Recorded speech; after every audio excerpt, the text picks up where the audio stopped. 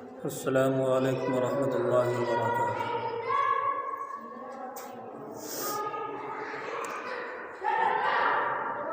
ایک اہم مسئلہ یہ ہے،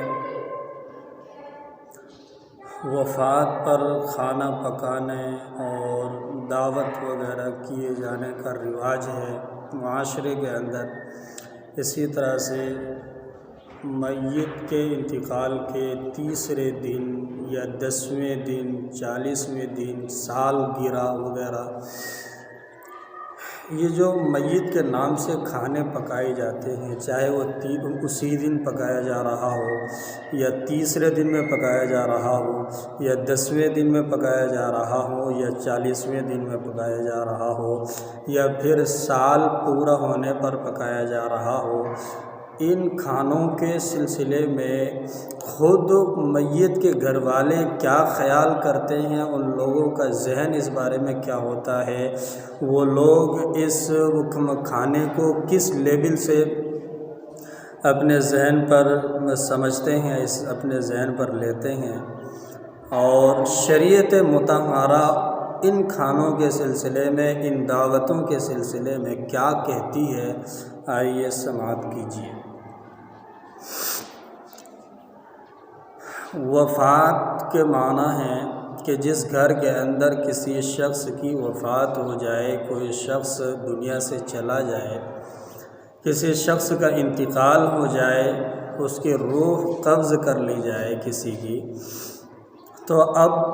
جس شخص کے ساتھ ہم رہن سہن کر رہے تھے، ان کے ساتھ ہمارا پیار و محبت تھی، اب پیار و محبت کا جو معاملہ ہمارا اس کے ساتھ میں تھا، چونکہ اس کی روح ختم ہو گئی، اب وہ مردہ ہو گیا، ایک جسم کا ڈھانچہ ہو گیا، اب اس کے ساتھ جو ہمارا تعلق تھا وہ تعلق یہاں سے ختم ہو گیا۔ اب اس تعلق کے ٹوٹنے پر افسوس اور غم اور حزن ملال ہوتا ہے اندر سے۔ اس ملال میں انسان جتنی زیادہ انسان کو اس جانے والے انسان سے محبت ہوتی ہے، وہ انسان اتنا ہی زیادہ ٹوٹ جاتا ہے۔ مثلا دنیا کے اندر انسان کو سب سے زیادہ محبت اپنے ماں باپ سے ہوتی ہے۔ اگر ماں باپ میں سے کسی ایک کا انتقال ہو جائے، پھر اس شخص سے یعنی اس مرنے والے کے بیٹے سے پوچھو کہ تمہارے اوپر کیا گزر رہی ہے، تو وہ بتانا زبان تک نہیں کھول سکتا کہ میرے اوپر اس وقت کیا گزر رہی ہے، میرے اندر کی کیفیت کیا ہے۔ شارٹ کوٹ میں اگر بولے گا بھی تو یہ کہے گا کہ میں اندر سے ٹوٹ چکا ہوں، جل بھن چکا ہوں۔ ایسے وقت میں یعنی چونکہ وفات کی وجہ سے تو پورے گھرانے کے لوگ ٹوٹ چکے ہیں اور کرب کی حالت میں مضطرب ہو چکے ہیں، بے حال اور بدحال ہو چکے ہیں۔ ایسے حالات میں کوئی بھلا دوسروں کے لیے طرح طرح کے پکوان بنا کر، طرح طرح کے کھانے اور فروٹ کو اکٹھا کر کے لا کر کے دعوتیں کے ڈش بنائے، پھر دعوتوں کے لیے لوگوں کو بلائے، یہ بات سمجھ میں نہیں آتی۔ اور یہ بات وہ لوگ بھی سمجھتے ہیں جو لوگ ان کاموں کو کر رہے ہیں، چاہے وہ میت کے دفن کرنے کے بعد تیسرے دن کر رہے ہوں یا 10ویں دن میں کر رہے ہوں یا 40ویں دن میں کر رہے ہوں یا سال کے گزرنے کے بعد کر رہے ہوں، بہر صورت ان دعوتوں کے کرنے والے لوگ بھی ان دعوتوں کو اپنے لیے عار سمجھتے ہیں، بیوقوفی سمجھتے ہیں اور اپنے لیے بہت ہی بری چیز سمجھتے ہیں، لیکن صرف وہ کرتے پھر کیوں ہیں؟ مسئلہ یہ آیا کہ پھر جب وہ اندر سے ٹوٹ جاتے ہیں، محبت کے ختم ہونے کی وجہ سے، ایک تعلق کے ٹوٹنے کی وجہ سے، وہ اندر سے غم کی وجہ سے، غم کے مارے ٹوٹ جاتے ہیں، تو پھر ساری چیزوں کو غلط جاننے کے باوجود وہ ان کاموں کو کرتے کیوں ہیں؟ تو صاف سیدھی بات ہے معاشرے کی رعایت رکھنے کے لیے کہ جہاں وہ آدمی بسا ہوا ہے وہاں ایسے لوگ ہوتے ہیں کہ جن لوگوں کی رعایت کرنی ضروری ہوتی ہے، ان لوگوں کی رعایت اگر نہ کی گئی تو وہ لوگ طعنے دیتے ہیں۔ اسی طرح سے شادیوں کے اندر بھی آج لوگ ایک دوسرے کو طعنے دیتے ہوئے نظر آتے ہیں کہ جب تو شادی کے اندر کوئی اچھا سا فنکشن نہیں کیا گیا، اچھے انتظامات نہیں کیے گئے اور شریعت کا کھلواڑ نہیں کیا گیا تو اس میں لوگوں کو زیادہ خوشی نہیں ہوتی، اچھی طرح طرح کے پکوان نہیں بنائے گئے، طرح طرح کی ویرائٹی نہیں بنائی گئی، تو جس کی وجہ سے لوگ ناخوش ہوتے ہیں، لوگ ناراضگی تک لے لیتے ہیں مول ان سے۔ تو ان لوگ ناراض نہ ہو، لوگوں کی رعایت میں وہ شخص کیا نام ہے لوگوں کی دعوتیں کرتا ہے، لوگوں کو بلاتا ہے، لوگوں کو کھانا کھلاتا ہے، جب ان کا پیٹ بھر جاتا ہے ہاتھ دامن سے وہ پوچھ لیتے ہیں پھر چلے جاتے ہیں۔ پھر وہ تیسرے دن دعوت کرتا ہے، پھر وہ تیسرے دن لوگ آتے ہیں، ہاتھ میں کھا لیتے ہیں، ہاتھ دامن سے پوچھ لیتے ہیں چلے جاتے ہیں۔ یہی حال 10ویں دن کا ہے، یہی حال پھر 40ویں دن کا ہے، اور یہی حال پھر اگر سال کے اندر کے گزرنے پر جو دعوت کی جاتی ہے اس کے اندر بھی یہی حال ہوتا ہے۔ جبکہ شریعت مطہرہ نے اس سلسلے میں ان دعوتوں پر حکم تو ناجائز ہونے کا لگایا کہ یہ بالکل قطعاً ناجائز ہے کہ دعوت اصل میں خوشیوں کے موقع پر کی جاتی ہے، خوشیاں منائی جاتی ہے۔ دعوت اصل میں ایک ظاہری خوشی ہوتی ہے کہ انسان جب اندر سے خوش ہو رہا ہو تو اس وقت وہ پارٹی سے دیتا ہے، وہ اپنی خوشی کا اظہار اس طرح سے کرتا ہے کہ دوستوں میں بھی اپنی خوشی کو ظاہر کرتا ہے، بانٹتا ہے، دوستوں کو بھی اپنی خوشی کے اندر شریک کرتا ہے۔ یہ مقصد ہے کہ بھلا دنیا کے اندر ایسا کون بیوقوف انسان ہوگا کہ اس کے باپ کا جنازہ اس کے گھر سے نکل رہا ہو اور وہ خوشی کے اندر ڈوب رہا ہو، گھر سے ماں کا جنازہ نکل رہا ہو اور وہ خوشی کے اندر مبہوت ہو۔ ایسا کوئی بیوقوف انسان آپ کو کائنات کی سرزمین پر نہیں ملے گا۔ البتہ وہ لوگ جو کرتے ہیں وہ صرف معاشرے کی اور معاشرے کے گندے خیالات کے جو لوگ ہوتے ہیں ان کی رعایت میں وہ لوگ ایسا کام کرتے ہیں۔ البتہ یہ ہے کہ شرعی اعتبار سے جو جائیداد ماں باپ چھوڑ کے جاتے ہیں ان جائیداد کے اندر سب سے پہلا حق جو وابستہ ہوتا ہے وہ کفن اور دفن کا وابستہ ہوتا ہے کہ کفن بھی انہی جائیداد میں سے خریدا جائے گا، اور دفن کا معاملہ قبر وغیرہ جو کبھی زمین خریدنی پڑ جاتی ہے تو زمین خریدی بھی جائے گی انہی پیسوں سے،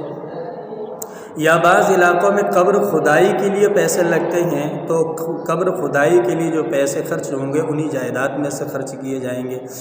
اسی طرح سے اس کے بعد دوسرا حق یہ آتا ہے کہ میت نے یعنی مرنے والے شخص نے اپنی زندگی کے اندر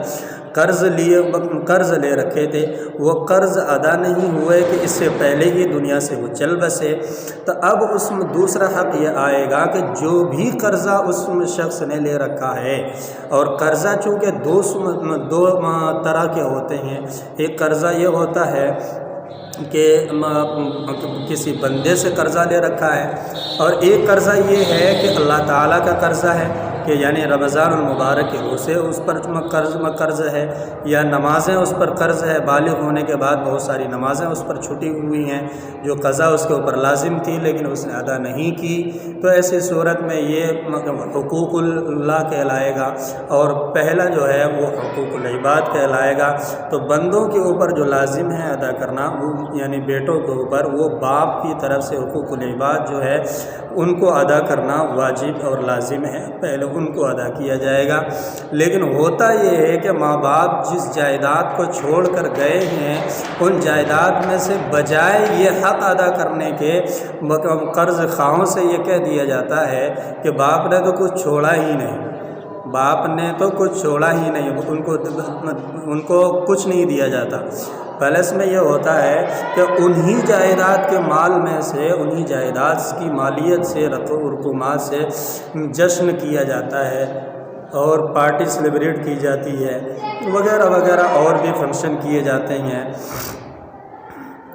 اور دعوتیں اڑائی جاتی ہیں، تو معلوم یہ ہوا کہ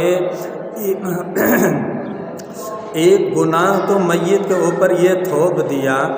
کہ جو قرض اس نے لیے تھے وہ قرض ادا نہ ہونے کی وجہ سے مردے کو عذاب ہوتا ہے،